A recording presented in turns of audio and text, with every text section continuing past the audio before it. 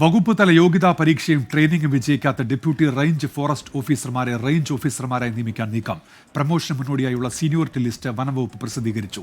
ചട്ടം മറികടന്നുള്ള സ്ഥാനക്കയറ്റത്തിനെതിരെ ജീവനക്കാർക്കിടയിൽ പ്രതിഷേധം ശക്തമാണ്. 24 ബ്രേക്കിംഗ്.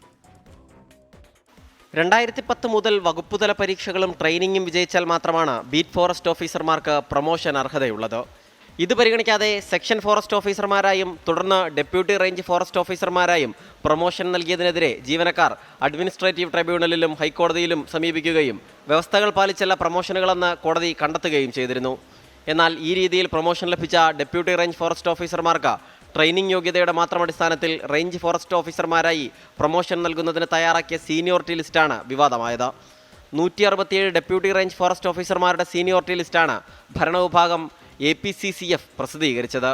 ഈ ലിസ്റ്റിലുള്ള നിരവധി പേർ വകുപ്പുതല പരീക്ഷയും ട്രെയിനിങ്ങും വിജയിക്കാത്തവരാണ്. ട്രെയിനിങ് പരീക്ഷയിൽ ലോവർ ഗ്രേഡ് നേടിയ ജീവനക്കാരെയും പട്ടികയിൽ ഉൾപ്പെടുത്തി.